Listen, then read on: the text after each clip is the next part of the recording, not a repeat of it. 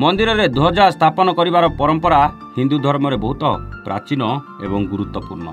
गरुड़ पुराण अनुसार मंदिर में लग जाइथिबा ध्वजा देवता उपस्थिति को दर्शाई थाए।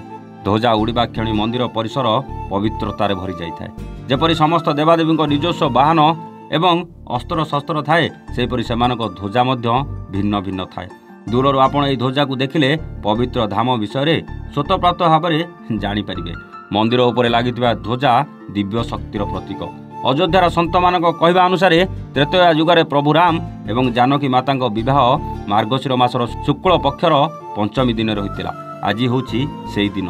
तेणु आज भली पवित्र दिन में धर्म ध्वजा स्थापन होइछि। तेबे धर्म ध्वजा कहीं स्वतंत्र आसतु जानिबा। राम मंदिर चूड़ारे उड़ुवा यह ध्वजार रंग गेरुआ रही। 20 फुट लंब एवं 10 फुट चौड़ार यह ध्वजा। ध्वजार उच्चता 42 फुट बोली जनापड़ी। यह ध्वजा सूर्य देवता प्रतीक बोली कहुए। तेबे ध्वजारे खोदित पवित्र प्रतीक विषय जानी रखंतु। ध्वजारे कांचन गछ एवं ओम प्रतिछवि अच्छी। कांचन गछ विषय अनेक प्राचीन ग्रंथ उल्लेख करा जायछि एवं एहाकू पारिजात एवं मंदारर दिव्य मिलन द्वारा सृष्टि होइतिबा एक वृक्ष बोली विश्वास करा जाय। कांचन गछर औषधीय गुण अच्छी एवं एहाकू खाद्य भाव में व्यवहार करा जायते। रघुवंश परंपरार कांचन गछ को अत्यंत खास बोली मानुथिले। तेणु ध्वजारे एही गछ को स्थान दिया जायछि।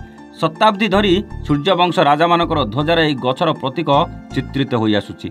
वाल्मीकि रामायण में भरतंकर ध्वजारे कांचन गछ को चित्रित करा जायतिबा कथा उल्लेख रही। सेपरि समस्त मंत्रर आत्मा ओम प्रतीक ध्वजारे लेखा जायछि। या सहित ध्वजार सूर्य देवता चित्रित करा जायछि, जाहाको विजयर प्रतीक भाव में विवेचना करा जायथाय। हिंदू विश्वास अनुसार जदि कौनसी कारण आपण मंदिर को जाई उपस्थित देवता को दर्शन करि पारु नाहंती तेबे आपण यार ध्वजा को दर्शन करी पुण्य लाभ करि परिबे।